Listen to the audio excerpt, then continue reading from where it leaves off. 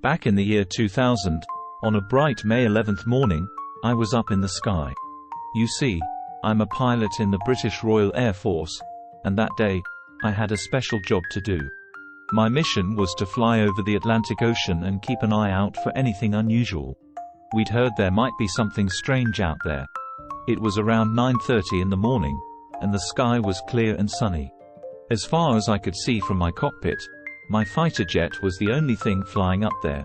Everything seemed just fine, and I was talking back and forth with my buddies in the control tower without any problems. All of a sudden, I spotted something strange bobbing on the surface of the sea below.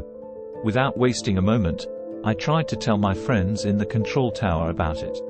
But, oh dear, our talking machine stopped working.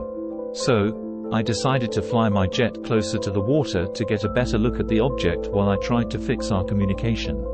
Out of nowhere, a strange blue light shot up from the floating object and lit up the sky. Suddenly, it felt like the sun had disappeared, and heavy rain poured down along with lightning.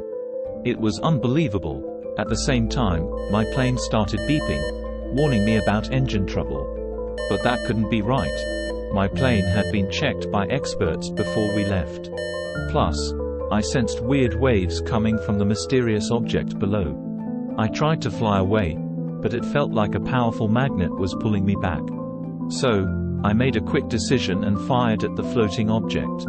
But then, something incredible happened. It conjured up a massive wave like a tsunami, and before I knew it, my plane was crashing into the ocean and I lost control of my plane.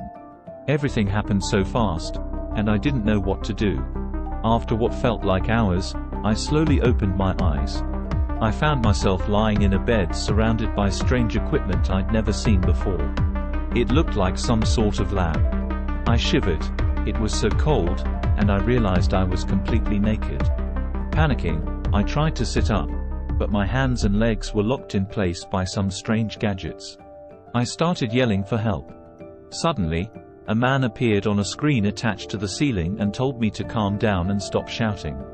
Confused, I asked him who he was. He replied, "Can't you tell? I'm you." I couldn't believe it. How could he be me? I asked him again, demanding to know what was going on. He told me I needed time to understand everything and asked me to calm down and help them. Only then could I regain control of my body. The screen above me gently advised, "You're still tired. You need rest. Sleep." Suddenly, a bright light enveloped me, lulling me into a deep slumber. When I eventually woke up, it felt like many days had passed. As I stirred, I realized I had been relocated from the tool room to a different chamber. Soft, serene music filled the air, and I glanced around to find myself dressed in elegant attire. Feeling hungry, I heard the screen above me comment, "You're looking nice today." I thanked it and mentioned my hunger. Simultaneously, the screen offered coffee or tea. Opting for coffee, I requested it hot. To my delight, the screen then promised to prepare my favorite pancake and lava cake. My spirits lifted, and I couldn't help but feel genuinely happy. And, the screen above me inquired about my breakfast routine, and I mentioned that I like to watch the news. In the blink of an eye, BBC appeared on the TV, and my breakfast was laid out on the table to my right.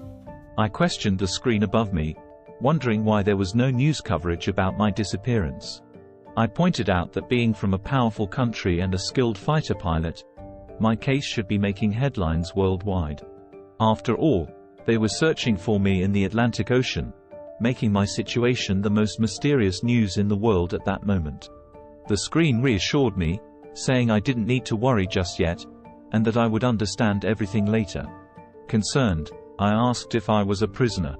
However, the screen quickly responded, assuring me that I was not a prisoner at all, but rather a friend. I pressed further, asking the screen who they were. The response echoed their earlier cryptic message, suggesting that I would understand everything in due time. Shifting the conversation, the screen inquired about my post-breakfast routine. I mentioned going for a walk. It seemed to recall my preference for forest walks and encouraged me to indulge in one. Promising my favorite energy drink upon my return, I couldn't help but express my excitement. "Oh, that's wonderful," I exclaimed. The screen then instructed me to close my eyes momentarily. "Now, open your eyes, my friend," came the voice from the screen. When I did, I was astonished to find myself seemingly transported to a jungle, enveloped in fresh air and filled with the sounds of birds. It seemed like a tropical forest. I was overjoyed and began to walk along a narrow footpath.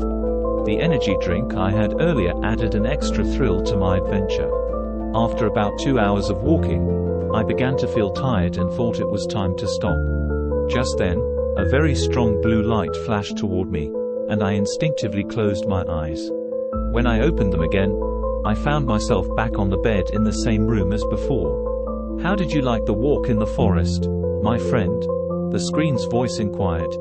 I responded enthusiastically, "Yes, it was awesome." The screen then asked what I would like for lunch.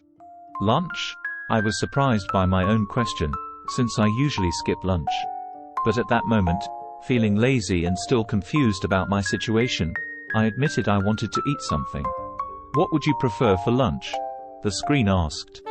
Curious about my options, I asked, "What can you offer right now?" "Anything you like, my friend," the screen replied. "We can prepare anything from mac and cheese, hamburgers, pizza, ramen, fish and chips, shepherd's pie, and even rice." "Rice? Oh no, I hate rice," I thought to myself, deciding to play a little joke. "I'll have rice with fruit juice," I declared. "Rice?" The screen sounded puzzled, almost in a hurry. Then, the screen remarked, "I can't find any link between rice and your past preferences. I think you may have ordered the wrong food. Are you sure you want to eat rice?" it questioned. I was taken aback by the screen's response. It seemed they were somehow reading my preferences, or even deeper, my soul.